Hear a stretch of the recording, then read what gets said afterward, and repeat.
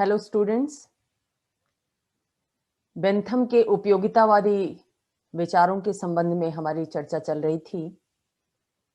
हमने देखा था कि कैसे बेंथम ने उपयोगितावादी दर्शन को राजनीतिक क्षेत्र में लागू करने का प्रयास किया और उसे एक तार्किक और व्यवस्थित रूप प्रदान किया।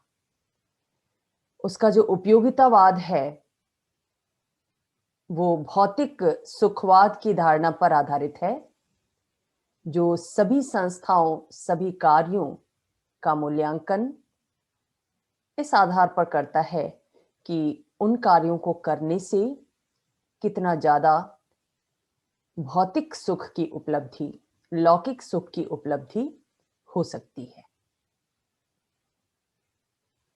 यहां पर यह ध्यान देने योग्य बात है कि हॉब्स जैसे संविदावादी विचारक ने भी मनुष्य को एक सुखवादी प्राणी माना था, कि वो सुख की आकांक्षा करने वाला प्राणी है और सुख की प्राप्ति के लिए, अपने जीवन की सुरक्षा के लिए वो हर संभव प्रयत्न करता है और उसी सुरक्षा और सुख की प्राप्ति के लिए उसने समझौते के माध्यम से राज्य जैसी संस्था का निर्माण भी किया है। लेकिन बेंथम और हॉब्स के चिंतन में अंतर यह है कि जहां हॉब्स के चिंतन में मनुष्य एक स्वतंत्र प्राणी है, एकाकी प्राणी है, वो सिर्फ अपने सुख की कामना करता है, दूसरों के सुख की कामना नहीं करता, वो स्वार्थ के वशीभूत होकर कार्य करता है। जबकि बेंथम के चिंतन में मनुष्य पूरी तरह एक सामाजिक प्राणी है, जिसके ऊपर समाज और राज्य का बंधन है। वो अपने सुख के साथ साथ दूसरों के कल्याण के विषय में भी चिंतित रहता है और प्रयास करता है। कैसे ये प्रयास किया जाता है, इसको हम आगे देखेंगे बेंथम की अन्य धारणाओं के विषय में जानते समय, या उसके द्वारा जो सुख दुख की गणना का सिद्धांत प्रस्तुत किया गया है, उसमें जिन कसौटियों का प्रयोग किया गया है, उन कसौटियों में ये भी शामिल है कि मनुष्य अपने सुख के साथ साथ दूसरों के सुख में वृद्धि करने वाले कार्यों को महत्व दे, उन्हीं कार्यों को संपन्न करे जिनको करने से उसके सुख में वृद्धि के साथ साथ दूसरों के सुख में भी वृद्धि होती है। तो सुखवादी सिद्धांत जो बेंथम के उपयोगितावाद का आधार है, भौतिक सुखवाद, इसको विश्लेषित करते समय बेंथम ने सुख दुख के प्रकारों की चर्चा भी की है। उसने 12 प्रकार के दुख और 14 प्रकार के सुख बताए हैं कि मनुष्य को जीवन में किन किन तरह के सुखों की कामना होती है और किन प्रकार के दुखों से वो बचना चाहता है, उनका निवारण चाहता है। तो सुख के प्रकारों की चर्चा करते समय उसने इंद्रिय सुख, वैभव सुख, कौशल का सुख, मित्रता का सुख, यश का सुख, शक्ति या सत्ता का सुख, कल्पना का सुख, धार्मिक सुख, दया का सुख, निर्दयता का सुख, स्मृति का सुख और आशा का सुख, संपर्क या मिलन का सुख और सहायता का सुख, इतने सारे सुखों की चर्चा की है। कई बार मनुष्य की इंद्रियां जिस कार्य को करने से संतुष्ट होती हैं, उसमें वो सुख का अनुभव करता है, जैसे अच्छा भोजन करना, अच्छे वस्त्र पहनना, इंद्रिय सुख की प्राप्ति होती है। स्वादिष्ट भोजन मनुष्य को सुखकर लगता है। वैभव के सुख की कामना भी उसे रहती है कि खूब ज्यादा विलासिता के साधन उसके पास हो, धन संपत्ति हो, ऐश्वर्य हो। ये भी एक सुख है, लौकिक सुख है, बड़ा लौकिक सुख है। इसके अलावा व्यक्ति के अंदर किसी काम को करने का जो कौशल होता है, कुशलता होती है, उस कौशल के कारण समाज में उसका जो स्थान निर्धारित किया जाता है, उसे जो यश की प्राप्ति होती है, वो भी एक तरह का सुख है। हर व्यक्ति में ये कौशल नहीं होता, लेकिन जिस किसी में ये कौशल आ जाता है, और ये कौशल भी नाना तरह का होता है। किसी को अच्छा बोलना आता है, तो किसी को अच्छा लिखना आता है, किसी को हैंडीक्राफ्ट आता है, तो कोई ड्राइंग और पेंटिंग ज़्यादा अच्छी तरह कर सकता है। किसी के अंदर लोगों से संपर्क करने की कला है, ये भी एक कौशल है। तो नाना तरह के कौशल होते हैं, और इन कौशल में निष्णात होना, कुशल होना कार्य को करने में, ये भी एक प्रकार का सुख है। इसके अलावा मित्रता का सुख भी इस लौकिक जीवन में एक बड़ा सुख माना जाता है। जिसके अच्छे मित्र होते हैं, उसको सुखी व्यक्ति की संज्ञा दी जाती है।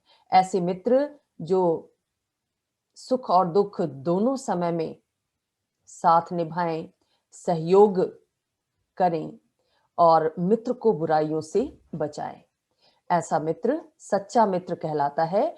और जिनके पास भी ऐसे मित्रों की संख्या ज्यादा होती है, ऐसा माना जाता है कि वो व्यक्ति सुखी है। यश का सुख, ये भी एक लौकिक सुख है।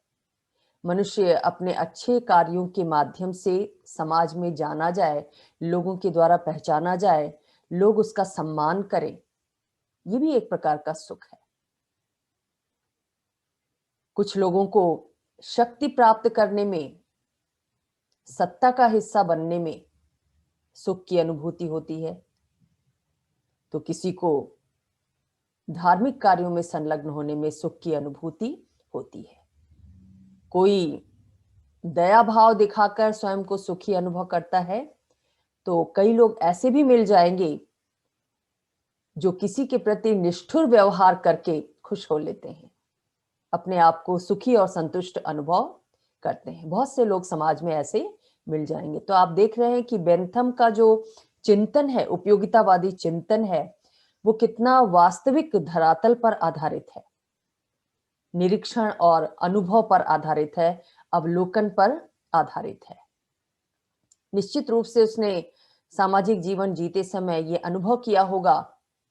कुछ लोग उसके संपर्क में ऐसे आए होंगे जिनके विषय में उसका अनुभव रहा होगा कि ऐसे लोग दूसरों के प्रति निर्दयता का, निष्ठुर बर्ताव करके स्वयं को खुश और संतुष्ट दिखाते हैं, अनुभव करते हैं। तो केवल दया का सुख ही नहीं होता, निर्दयता का सुख भी होता है, ऐसा बेंथम मानता है। इसके अलावा स्मृति का सुख, किसी की स्मृति, याददाश्त लंबे समय तक कायम रहती है और वो अच्छी बातों को याद करके सुखी होता है, ये भी एक तरह का सुख है। मनुष्य को अपने भविष्य के प्रति आशा होती है कि भविष्य हमारा अच्छा होगा, हम अच्छे कार्य करेंगे, हमारे संपर्क में आने वाले लोगों का भला होगा। इस तरह की जो आशा है भविष्य के प्रति, वो आशा भी हमें सुख प्रदान करती है। और कई बार कहते हैं कि जब तक सांस है तब तक आस है। आशा मनुष्य के साथ लगी रहती है, उसे हमेशा कुछ अच्छा होने की, अच्छा मिलने की आशा बनी रहती है। तो जिसके अंदर ये आशा का भाव है, वो सुखी है। और जो व्यक्ति निराश हो जाता है, उसे कोई भविष्य नहीं दिखाई देता, तो ये निराशा उसके दुख का कारण बनती है। जब हम अपने प्रियजनों से, मित्रों से मिलते हैं, साथ साथ रहते हैं, अपने अनुभवों को शेयर करते हैं, तो ये संपर्क का सुख है, मिलन का सुख है। और साथ ही जब हम किसी की सहायता करते हैं, किसी भी रूप में, संपत्ति के रूप में, ज्ञान के रूप में, या अन्य संसाधनों को मुहैया करा के किसी को हम अच्छा रास्ता दिखा देते हैं, तो वो भी एक तरह की सहायता है। इस सहायता से भी मनुष्य को सुख की अनुभूति होती है कि हमने अपने साथ साथ दूसरों को भी रास्ता दिखाया, दूसरों की भी आवश्यकता पड़ने पर सहायता की। और अब तो विज्ञान भी मानता है कि दया करने से, सहायता करने से मनुष्य के अंदर ऐसे रसायन की उत्पत्ति होती है जो रसायन मनुष्य को खुश करते हैं, उसे सुखी बनाते हैं। तो इस तरह के नाना प्रकार के सुखों की चर्चा बेंथम के द्वारा की गई जब उसने भौतिक सुखवाद पर आधारित उपयोगितावादी सिद्धांत का प्रतिपादन किया।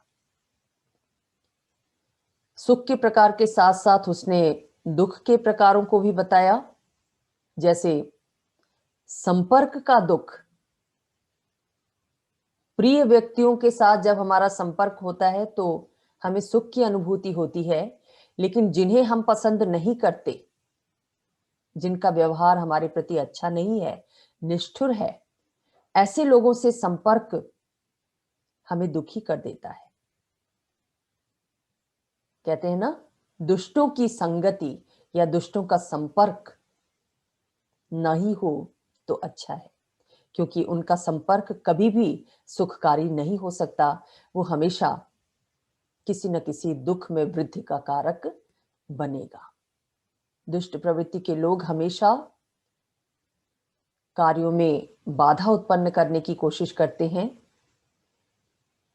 स्वार्थ के वशीभूत होकर अपना सुख तो चाहते हैं, लेकिन दूसरे के सुखों में बाधा पहुंचाने का कार्य करते हैं। तो ऐसे व्यक्तियों के संपर्क से दुख की प्राप्ति होती है। आशा जहां सुखकारी होती है, वहीं दुख की जनक भी होती है, क्योंकि जब हम आशा करते हैं किसी भी व्यक्ति से या समय से और वो आशा पूरी होती नहीं दिखाई देती, तो वही आशा दुख का कारण बन जाती है। व्यक्ति को ऐसा लगने लगता है कि हमने व्यर्थ ही ये आशा की, इससे तो अच्छा था कि आशा नहीं की होती। तो आशा सुख का कारण भी बनती है और आशा पूरी ना होने पर वो दुख की वजह भी बन जाती है। कल्पना का दुख, बेंथम ने इसका भी जिक्र किया है कि हम कई बार वास्तविक धरातल से परे हटकर कल्पना लोक में डूब जाते हैं, खो जाते हैं। कल्पना में बहुत अच्छी बातों का अनुमान लगाते हैं, बहुत अच्छे भविष्य की कल्पना करते हैं, ऐसे भविष्य की कल्पना जिसका वास्तविकता से, समाज की वास्तविक परिस्थितियों से कोई सरोकार नहीं होता। ऐसे सपने हम देख लेते हैं जिस सपने को पूरा करना व्यवहार में कई कारणों से संभव नहीं होता। तो जब वो सपने टूटते हैं, जब वो कल्पना टूटती है, तो दुख की अनुभूति होती है। स्मरण का दुख भी होता है। अच्छी बातों को याद करने से सुख की अनुभूति होती है, लेकिन बुरी बातों को याद करने से दुख की अनुभूति भी होती है। अगर अतीत में हमें किसी से धोखा मिला है, किसी के द्वारा प्रताड़ित किया गया है, तो ऐसी बातों का को याद करके हम दुखी होते हैं, सुखी नहीं होते। दया भी कई बार दुख का कारण बन जाती है।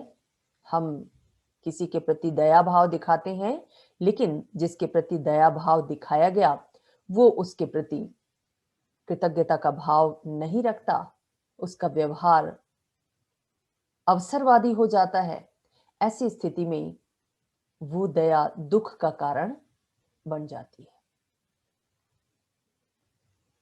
अतिशय धार्मिकता के वशीभूत होकर भी हम कई बार ऐसे कार्यों को कर बैठते हैं जो दुख की कारक होती हैं। हाल फिलहाल में आपने बहुत सी घटनाएं सुनी होंगी अपने देश में ही कि कैसे साउथ में एक फैमिली, पढ़ी लिखी फैमिली, पढ़ा लिखा परिवार, शिक्षित परिवार कैसे अपने 2 बच्चियों की बलि चढ़ा देता है धार्मिक अंधविश्वास के वशीभूत होकर। तो जब हम धार्मिक नियमों को, धार्मिक मान्यताओं को, प्रथाओं को अंधभक्त होकर मानने लगते हैं, तो ये अतिशय धार्मिकता भी दुख का कारण बनती है। ये हमसे ऐसे कृत्य करवा देती है जो दुख में वृद्धि करते हैं। माँ बाप ने धार्मिक अंधविश्वास के वशीभूत होकर अपनी 2 अच्छी युवा बच्चियों की बलि दे दी। इससे बड़ी त्रासदी क्या होगी, इससे बड़ा दुख क्या होगा। तो बेंथम इसी को इंगित करते हुए कहता है कि ये धार्मिकता भी दुख का कारण बनती है। ये भी दुख का एक रूप है।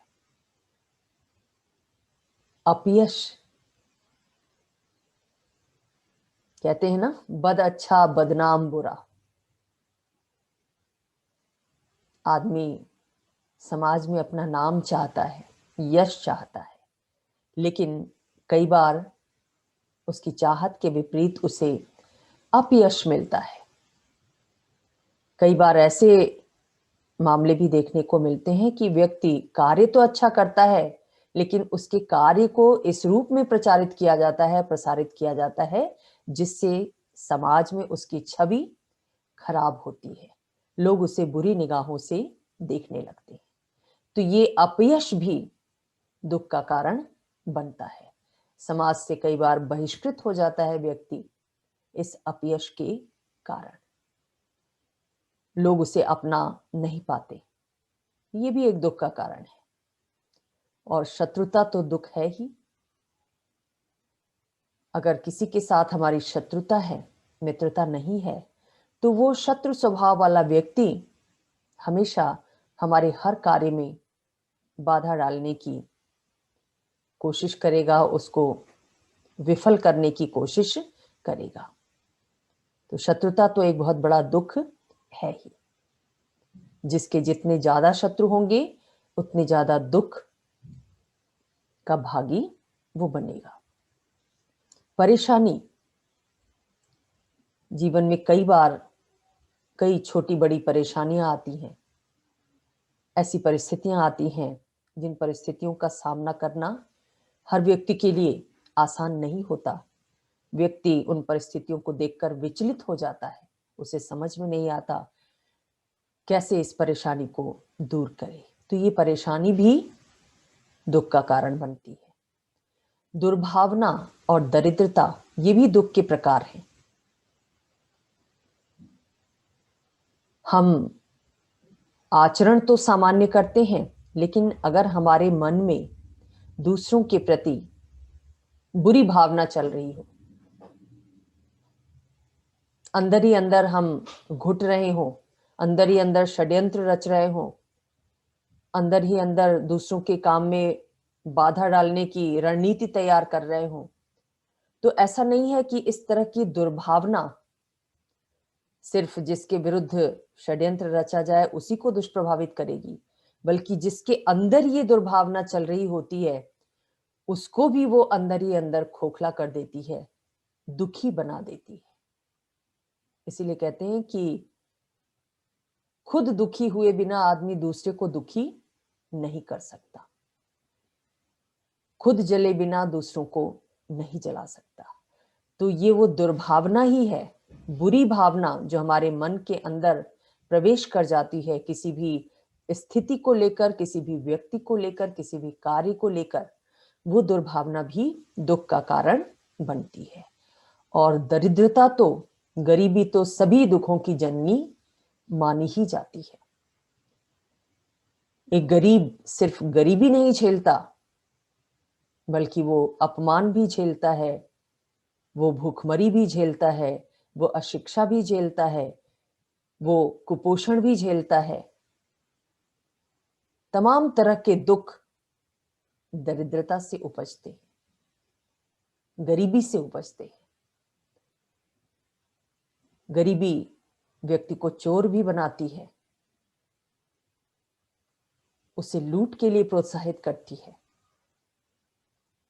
तो नाना तरह के दुर्गुणों को और बुरी परिस्थितियों को प्रोत्साहित किया जाता है, नाना तरह के अन्य दुखों को आमंत्रित किया जाता है दरिद्रता के द्वारा। तो गरीबी या दरिद्रता एक बहुत बड़ा दुख है जिसकी चर्चा बेंथम ने भी की है। तो सुख और दुख के ये प्रकार बताए गए हैं बेंथम के द्वारा।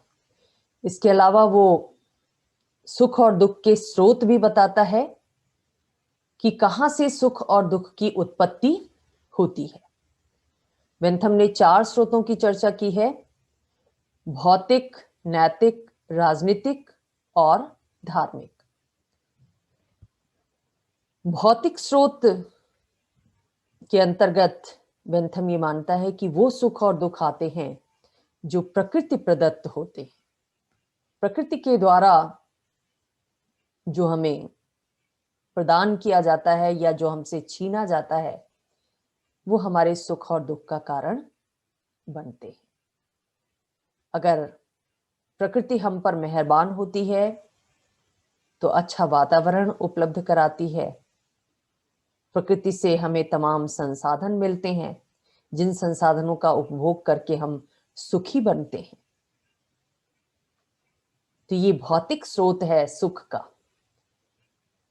इसमें मनुष्य का कोई योगदान नहीं होता, प्रकृति मुक्त हस्त से हमारे लिए देती है। लेकिन यही प्रकृति जब क्रुद्ध हो जाती है तो वो हमारे दुख में भी वृद्धि करती है। जैसे बाढ़ का आ जाना, जितनी भी प्राकृतिक आपदाएं हैं वो प्रकृति प्रदत्त दुख हैं। अभी आपने देखा उत्तराखंड में कैसे ग्लेशियर फट गया, भूकंप आ जाता है, सुनामी आ जाती है। ये सब प्रकृति प्रदत्त सुख और दुख हैं। इनको बेंथम ने भौतिक स्रोत के अंतर्गत रखा है। दूसरे सुख दुख के नैतिक स्रोत भी होते हैं। ये नैतिक स्रोत कौन से हैं? जो हमें अपने साथियों से सुख मिलता है या दुख मिलता है, अपने पड़ोसियों से जो व्यवहार मिलता है, उस व्यवहार से जो सुख दुख मिलता है, या तो घृणा मिलती है या प्रेम मिलता है। प्रेम हमारे सुख में वृद्धि करता है और घृणा हमारे दुख में वृद्धि करती है। तो नैतिक स्रोत में पड़ोसियों और साथियों से प्राप्त होने वाला सुख दुख शामिल है, ऐसा बेंथम ने बताया। तीसरा स्रोत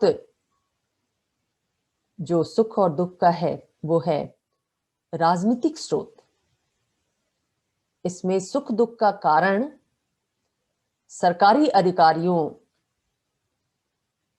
द्वारा कानून क्रियान्वयन के समय किया जाने वाला आचरण होता है, या सरकारी अधिकारियों के द्वारा, राजकीय कर्मचारियों के द्वारा जो कानून बनाए जाते हैं, वो कानून कभी तो हमारे भौतिक सुखों में वृद्धि करते हैं, और कई बार जब कानून का निर्माण सही तथ्यों के आधार पर नहीं होता तो वही कानून किसी के लिए दुखकारी भी हो सकता है। आप अनुभव कर सकते हैं अपने भारत देश में भी कि सरकार के द्वारा बनाए गए कुछ कानून किन्हीं के लिए तो लाभकारी हैं, और समाज का कोई वर्ग ऐसा भी है या कुछ वर्ग ऐसे भी हैं जिनके लिए वही कानून दुख की वजह बन रहा है। चाहे वो नागरिकता संशोधन कानून हो या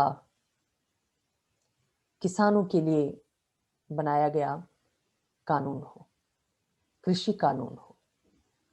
तो इस तरह के कानून हर देश में बनते रहते हैं, और बेंथम उन्हीं का उदाहरण देते हुए ये कहता है कि ये कानून हमारे सुख में वृद्धि भी कर सकते हैं और दुखकारी भी हो सकते हैं समाज के किसी वर्ग के लिए। इसीलिए आदर्श कानून वो उसे मानता है जो अधिकतम व्यक्तियों के अधिकतम सुख में वृद्धि कर सके। चौथा स्रोत धार्मिक स्रोत है सुख दुख का, और ऐसा सुख दुख धर्मशास्त्र की व्यवस्थाओं के अनुसार प्राप्त होता है। धर्मशास्त्र के अंतर्गत जो व्यवस्थाएं की गई हैं उनसे सुख भी मिल सकता है और कई बार उनसे दुख भी मिलता है। जैसे आप उदाहरण के रूप में ले सकते हैं कि मनुस्मृति के द्वारा या अन्य प्राचीन धार्मिक ग्रंथों के माध्यम से जिस सामाजिक व्यवस्था की स्थापना भारत जैसे देश में की गई, वर्ण व्यवस्था, आश्रम व्यवस्था, उस व्यवस्था के अनुसार समाज के कुछ वर्ग तो सुखकारी स्थिति में हैं, जिनका संबंध उच्च वर्णों से है, वो सुख की स्थिति में है। जबकि यही वर्ण व्यवस्था जब जाति व्यवस्था में धीरे धीरे परिवर्तित हो गई, जन्मगत हो गई। वर्ण व्यवस्था तो कर्म पर आधारित थी कि जो जैसे कर्म करेगा उसके अनुसार उसका वर्ण निर्धारित होगा और वर्ण के अनुसार समाज में उसको प्रतिष्ठा की प्राप्ति होगी। लेकिन वो वर्ण व्यवस्था जब जाति व्यवस्था में जन्म पर आधारित हो गई तो वो निचले वर्ण के लोगों के लिए दुख कारक बन गई। अस्पृश्यता की शुरुआत हुई और इस अस्पृश्यता ने समाज के जो दलित वर्ग के लोग थे उनको समाज से कट ऑफ कर दिया और वो अपने आप को दुखी, पीड़ित, प्रताड़ित, शोषित अनुभव करने लगे। तो अंबेडकर जैसे लोगों ने जैसा कि प्रतिपादित किया कि समाज में कुछ लोगों को, दलित लोगों को इसलिए दुख की अनुभूति हो रही है क्योंकि धर्मशास्त्रीय व्यवस्था के अनुसार समाज व्यवस्था का, वर्ण व्यवस्था का, जाति व्यवस्था का प्रतिपादन किया गया, उसकी स्थापना की गई। तो ये धार्मिक स्रोत से प्राप्त सुख दुख है। और सुख दुख के इन स्रोतों को स्पष्ट करते हुए बेंथम ने एक मकान का बहुत अच्छा उदाहरण दिया है। ये कहा है कि अगर एक मनुष्य का मकान उसकी असावधानी से जलता है, आग लग जाती है, वो किसी इलेक्ट्रॉनिक गैजेट का सही इस्तेमाल नहीं करता या अग्निशमन के तरीके नहीं अपनाता, उसका मकान आग की चपेट में आ जाता है। तो ये प्रकृति द्वारा दिया गया दंड है। और यदि दंड देने वाले अधिकारियों की आज्ञा से वो मकान जलाया जाता है तो ये राजनीतिक दंड है, ये दुख का राजनीतिक स्रोत है। अगर आग लगने पर पड़ोसियों के द्वारा सहायता ना दी जाए, साथियों के द्वारा सहायता ना दी जाए, दुर्भावना के वशीभूत होकर कि जल जाए अच्छा है, इस तरह के भाव अगर पड़ोसियों में रहेंगे और इस भावना के तहत वो पड़ोसी के घर में लगी आग को बुझाने का कोई प्रयास नहीं करेंगे, तो ये कैसा दुख है? ये जनमत का दंड है, ये नैतिक दुख है। और अगर वो किसी दैवी प्रकोप से भस्म हुआ है तो इसे धार्मिक दंड या धार्मिक दुख, धार्मिक स्रोत के आधार पर प्राप्त दुख माना जाएगा। तो इस तरह से सुख दुख के प्रकारों की चर्चा की और सुख दुख के स्रोतों की चर्चा बेंथम के द्वारा की गई।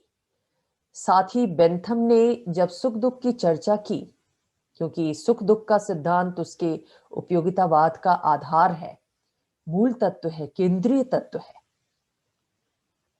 तो इस सुख दुख पर चर्चा करते हुए उसने ये भी बताया अपने अनुभव के आधार पर कि सभी प्रकार के जो सुख दुख होते हैं, लौकिक सुख दुख, वो अपने स्वरूप के आधार पर बहुत जटिल होते हैं और इस जटिल प्रक्रिया के माध्यम से परस्पर जुड़े हुए होते हैं।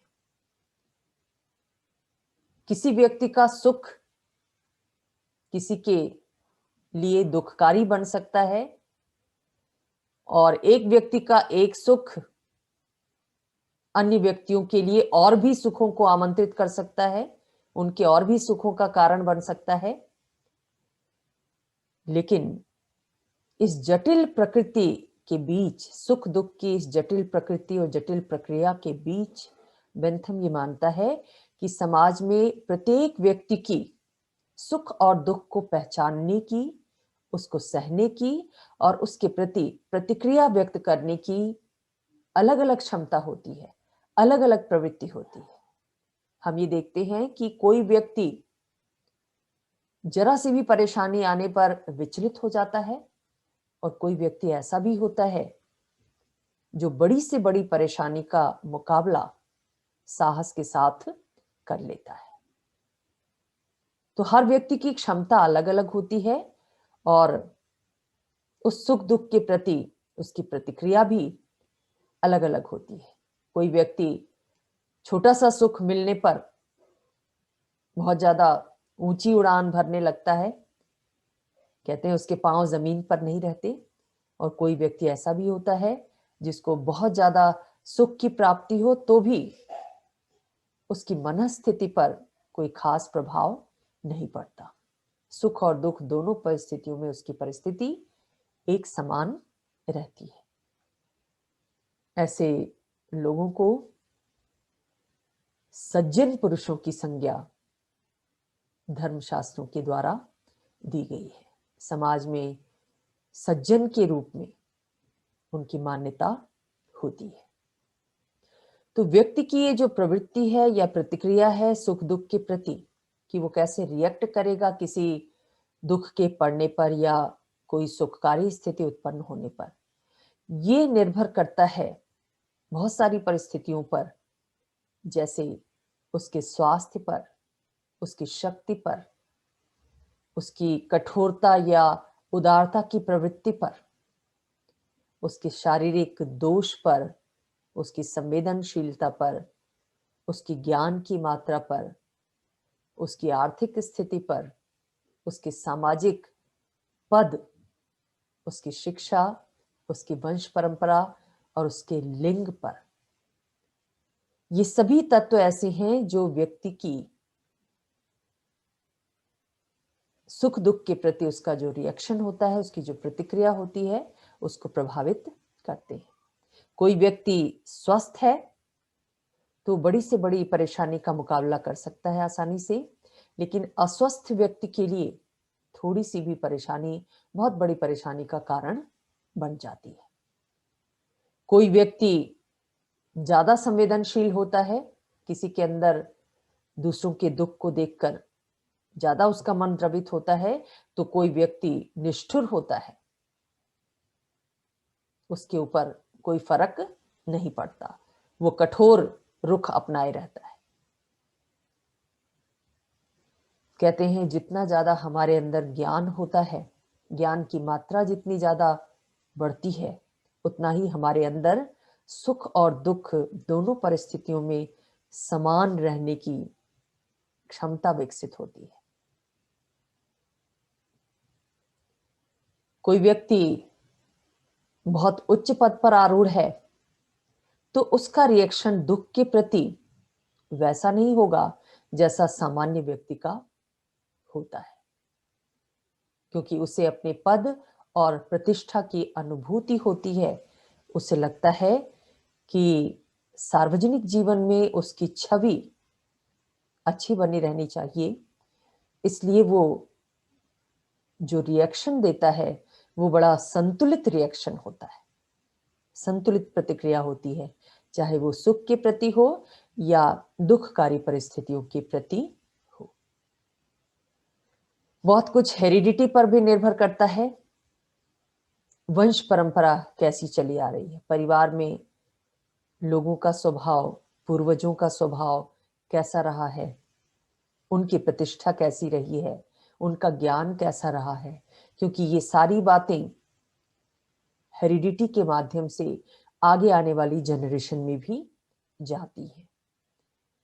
और लिंग भी प्रभावित करता है सुख और दुख के प्रति प्रतिक्रिया को। कहते हैं स्त्रियां ज्यादा संवेदनशील होती हैं पुरुषों के मुकाबले, उनको दुख ज्यादा आहत करता है, और पुरुष को कहते हैं वो उसके अंदर थोड़ी कठोरता होती है।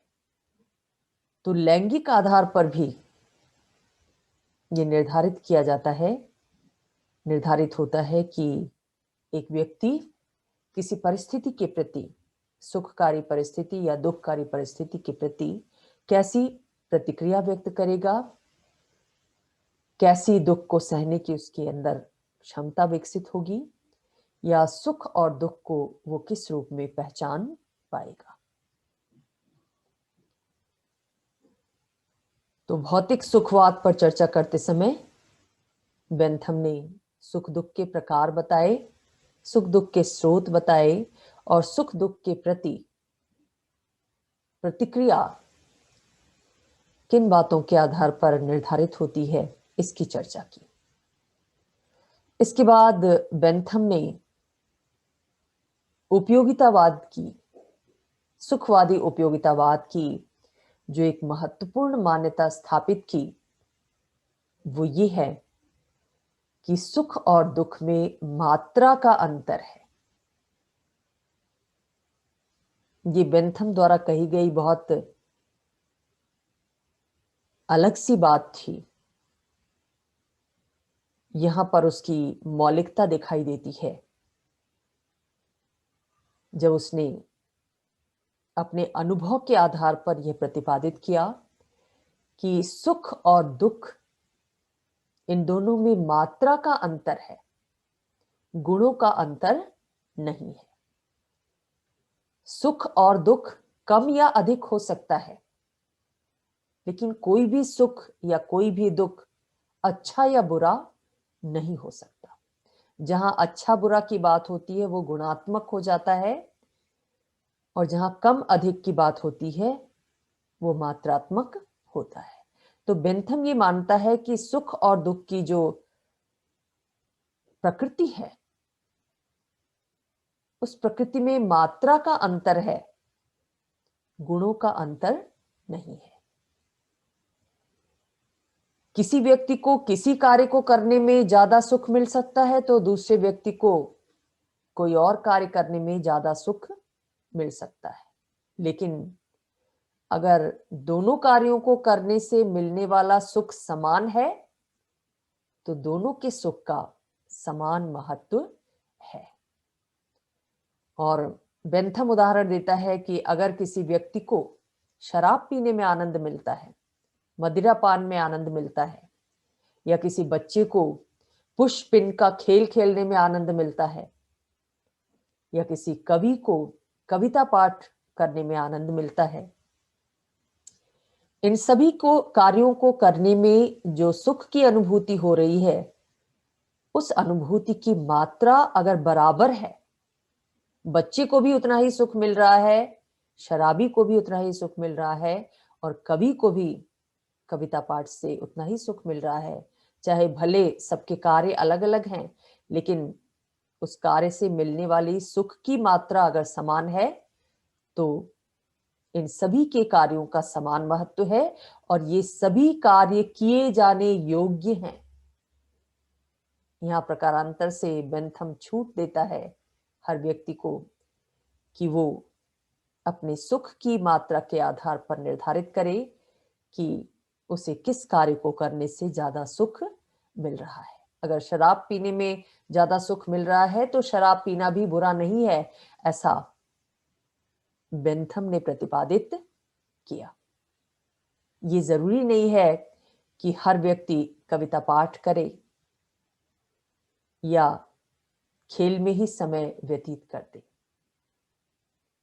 हर व्यक्ति द्वारा जो कार्य किए जाते हैं, उस कार्य को करने से उसे कितना सुख मिल रहा है या कितना दुख मिल रहा है, ये निर्धारित करता है कि वो कार्य करने योग्य है या नहीं है। तो सुख और दुख में मात्रा का अंतर है, गुणों का अंतर नहीं है। कोई कार्य अच्छा है या बुरा है, नैतिक है या अनैतिक है, ये सिर्फ और सिर्फ इस बात से निर्धारित किया जा सकता है कि उस कार्य को करने से कितनी मात्रा में सुख मिल रहा है या कितनी मात्रा में दुख मिल रहा है। अब जब सुख और दुख में मात्रा का अंतर है, तो इस मात्रा को नापा कैसे जाए? कैसे ये पता लगाया जाए कि किसी कार्य को करने में ज्यादा सुख मिल रहा है या किसी कार्य को करने में ज्यादा दुख की प्राप्ति हो रही है? ये भी बेंथम का उपयोगितावाद के क्षेत्र में एक मौलिक योगदान है कि बेंथम ये कहता है कि इस सुख और दुख को मापा जा सकता है।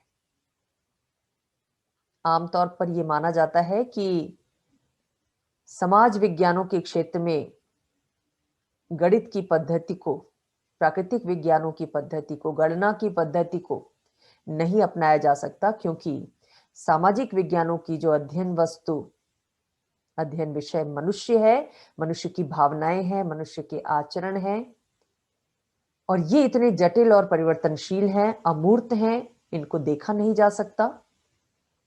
ऐसे में गणितीय फॉर्मूले के आधार पर, गणित के सूत्र के आधार पर इनकी गणना नहीं की जा सकती, इनका अध्ययन नहीं किया जा सकता, ऐसा पारंपरिक रूप में माना जाता रहा है।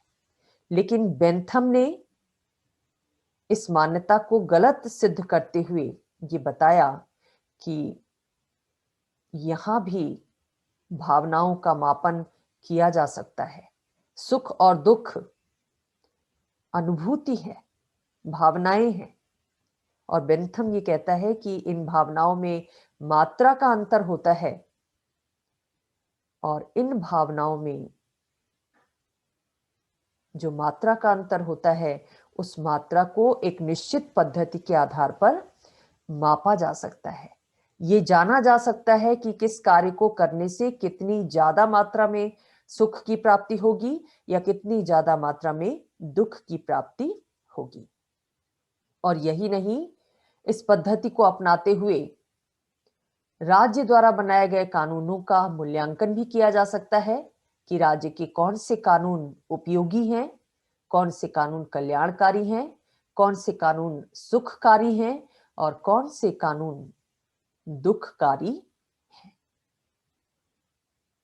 तो बेंथम ये मानता है कि भले ही सुख और दुख मानसिक अनुभूतियां हैं, लेकिन इन्हें वस्तुओं के समान उसी रूप में मापा जा सकता है जैसे हम गणित में या प्राकृतिक विज्ञान में प्राकृतिक घटनाओं का मापन करते हैं। तो कैसे मापन किया जा सकता है इनका? सुख और दुख की मात्रा कैसे पता लगाई जा सकती है? इसके लिए बेंथम ने कुछ कसौटियों का निर्धारण किया है, जिन कसौटियों को वो हेडोनिस्टिक कैलकुलस का नाम देता है। सुखवादी गणना पद्धति। क्या है ये गणना पद्धति? इसके अंतर्गत उसने 7 तरह की कसौटियां बताई हैं। इन कसौटियों के आधार पर उसने कहा कि हर कार्य को कसने की कोशिश करनी चाहिए, हर व्यवहार को कसने की कोशिश करनी चाहिए, और जो व्यवहार, जो कार्य, जो संस्था, जो कानून इन कसौटियों पर खरा उतरता है, उसको उपयोगी माना जाना चाहिए और उसको मान्यता दी जानी चाहिए, व्यवहार में उसे लागू किया जाना चाहिए। तो कौन सी कसौटी है? पहली कसौटी है बेंथम के हेडोनिस्टिक कैलकुलस की तीव्रता। किसी कार्य को करने से कितनी तीव्रता के साथ, इंटेंसिटी के साथ सुख मिल रहा है या दुख मिल रहा है। हम कोई कार्य करने जाते हैं तो तीव्रता की कसौटी पर हमें उस कार्य को कसना चाहिए कि हमारे उस कार्य से कितनी तीव्र मात्रा में बहुत ज्यादा सुख की अनुभूति हमें होगी। उस तीव्रता की कसौटी पर उस कार्य को कसना चाहिए। अगर तीव्र सुख की प्राप्ति नहीं हो रही है, बहुत कम, बहुत धीमे सुख की प्राप्ति हो रही है और बहुत तीव्र दुख की प्राप्ति हो रही है, तो ऐसी स्थिति में वो कार्य किए जाने योग्य नहीं है, वो उपयोगी कार्य नहीं है। दूसरी कसौटी उसने बताई स्थिरता की। जब हम कोई कार्य करने जा रहे हैं या कोई संस्था कोई कार्य कर रही है, तो उस कार्य को करने से जो सुख मिल रहा है वो सुख कितना स्थिर रहेगा, लंबे समय तक रहेगा। इसका मतलब वो कार्य उपयोगी है। जैसे उदाहरण के तौर पर आप ले सकते हैं कि आप विद्यार्थी हैं, आप पढ़ाई करते हैं। पढ़ाई करके आपका उद्देश्य होता है कि समाज में कोई पद प्राप्त किया जाए, कोई जॉब प्राप्त की जाए। उस जॉब को प्राप्त करने के बाद आपको तो सुख मिलता ही है, और ऐसा नहीं है कि जॉब प्राप्त करने के बाद वो सुख समाप्त हो जाता है। उस सुख से आगे के जीवन में भी सुख मिलता है। हमारे साथ जो जुड़े हुए लोग होते हैं उनको सुख मिलता है। नाना तरीकों से वो सुख लंबे समय तक बना रहता है, जो हमारी आर्थिक आत्मनिर्भरता की स्थिति से उपजता है। यानी उस सुख में स्थिरता है। तो वो कार्य किए जाने योग्य है, वो कार्य उपयोगी है। जिसको करने से जो सुख मिलता है वो लंबे समय तक स्थायी रहता है। अगर किसी कार्य को करने से क्षणिक सुख की प्राप्ति होती है, हमने भोजन कर लिया स्वादिष्ट, कुछ समय के लिए हमारी इंद्रियां संतुष्ट हो गई, लेकिन वो सुख कैसा है? अस्थिर सुख है। आज तो भोजन कर लिया, लेकिन कल भी स्वादिष्ट भोजन मिलेगा, इस बात की कोई गारंटी नहीं है। अगर वो कार्य लंबे समय तक हमें सुख नहीं प्रदान कर पा रहा है तो वो कार्य उपयोगी नहीं है। तो दूसरी कसौटी स्थिरता की है। तीसरी कसौटी जो बेंथम के द्वारा बताई गई वो है निश्चितता। अगर किसी कार्य को करने से हम बिल्कुल आश्वस्त हों कि उससे निश्चित रूप से हमें सुख की प्राप्ति होगी, दुख की प्राप्ति नहीं होगी।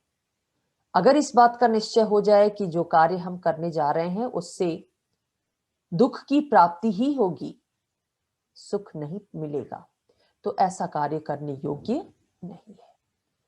तो कार्य को करते समय निश्चितता की कसौटी पर भी कसना चाहिए कि उस कार्य से निश्चित रूप से सुख की प्राप्ति होगी या निश्चित रूप से दुख की प्राप्ति होगी। चौथी कसौटी बेंथम ने बताई समीपता या दूरी पर। किसी कार्य को करने से मिलने वाला सुख समीप है। हम कार्य को करेंगे और तुरंत उसका रिजल्ट आ जाएगा जिससे हमें सुख की अनुभूति होगी। या कोई कार्य ऐसा हो सकता है हम करें आज, लेकिन उसका रिजल्ट हमें वर्षों बाद प्राप्त हो। तो यहां पर बेंथम ये कहता है कि वो कार्य करने योग्य ज्यादा है, वो कार्य उपयोगी ज्यादा है जिससे मिलने वाला सुख समीप हो। बहुत बाद में जाकर अगर सुख मिलता है, किसी कार्य का परिणाम अच्छा मिलता है, तो उसका कोई मतलब नहीं रह जाता। कहते भी है ना, justice delayed is justice denied. न्याय एक अच्छी बात है, सुखकारी बात है, लेकिन अगर उस न्याय को प्राप्त करने में देरी होती है तो फिर उस न्याय का कोई मतलब नहीं रह जाता। तो कार्य के परिणाम सुखकारी हो और वो निकट भविष्य में सुखकारी हो, इस बात को ध्यान में रखते हुए व्यक्ति को कार्य संपन्न करना चाहिए। पांचवी कसौटी उसके द्वारा बताई गई वो है उर्वरता या उत्पादकता। उर्वरता का मतलब होता है जन्म देना,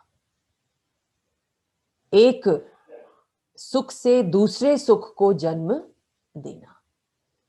हमारे किसी कार्य को करने से सिर्फ एक सुख की प्राप्ति ही ना हो, बल्कि उसके साथ जुड़े हुए और बहुत सारे सुख हों, तो वो कार्य उर्वरता की कसौटी पर खरा उतरता है। और बेंथम ये कहता है कि ऐसे ही कार्यों को करना चाहिए, चाहे राज्य के द्वारा, चाहे व्यक्ति के द्वारा या किसी भी संस्था के द्वारा, जिस कार्य को करने से एक सुख नहीं अनेक सुखों की उत्पत्ति होती हो।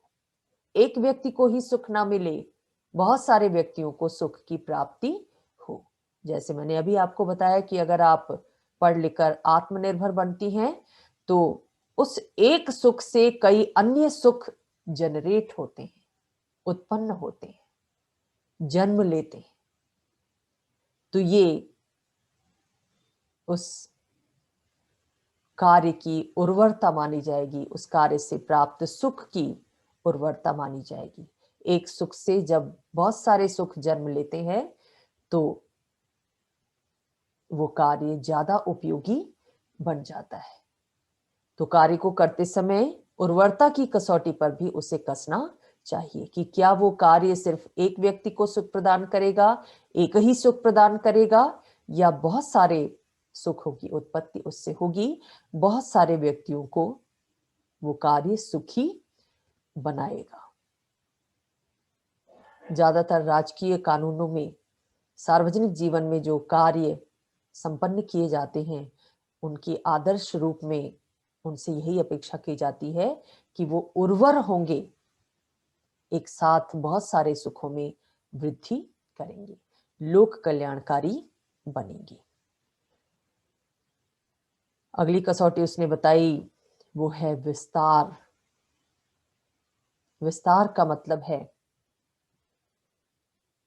कि किसी कार्य को करने से मिलने वाला सुख सिर्फ उस कार्य को करने के बाद समाप्त ना हो जाए। कोई कार्य हमने कर लिया, हमें सुख मिल गया, समीप में सुख मिल गया, निश्चित रूप से सुख मिल गया, लेकिन उस सुख के बाद अब उस सुख का विस्तार नहीं हो रहा है, आगे वो सुख और सुखों को आमंत्रित नहीं कर रहा है, विभिन्न क्षेत्रों में उस सुख का विस्तार नहीं हो रहा है, तो ऐसा कार्य उपयोगी नहीं है, ऐसा बेंथम ने बताया। तो बेंथम ये कहता है कि इन कसौटियों के आधार पर कोई व्यक्ति ये निश्चित कर सकता है कि कौन सा कार्य उपयोगी है, कौन सा अनुपयोगी है। इन कसौटियों के आधार पर हम सुख दुख की मात्रा को जान सकते हैं। एक तरफ हम सुख रखेंगे और दूसरी तरफ दुख रखेंगे, और एक एक करके इन कसौटियों के आधार पर सुख और दुख के कॉलम में नंबर देंगे कि इस कार्य को करने से इतनी तीव्रता में सुख मिल रहा है या इतनी तीव्रता में दुख मिल रहा है। अंक निर्धारण करेंगे इन कसौटियों के आधार पर, और बाद में सुख और दुख के कॉलम में अलग अलग अंकों की गणना करेंगे।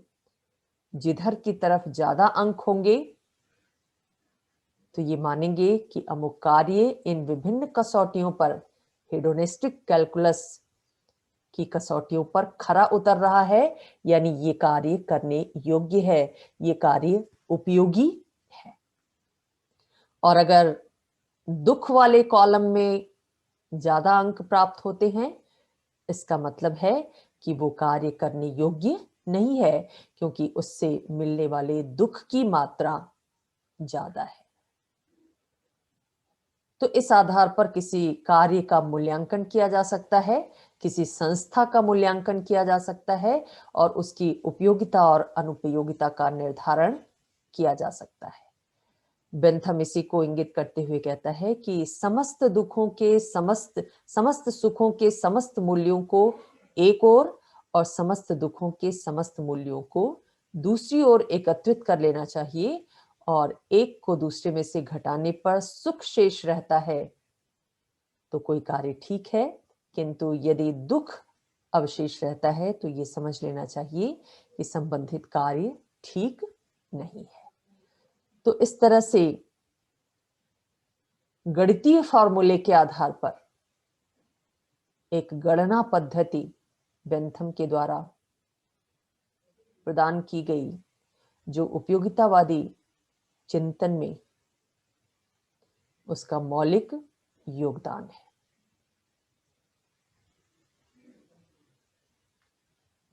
इसके बाद बेंथम ने राजनीतिक क्षेत्र में इस उपयोगितावादी सिद्धांत को लागू करने की कोशिश की। ये बताया कि राज्य कैसे इस उपयोगिता के आधार पर निर्मित होता है और उसके द्वारा जो कार्य किए जाते हैं उन कार्यों की उपयोगिता किसके लिए है, क्या है। इस विषय पर हम अगली क्लास में चर्चा करेंगे कि राज्य जो कानून बनाता है,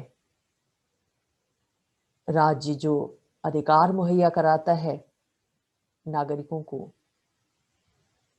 उनका औचित्य केवल और केवल उपयोगिता के आधार पर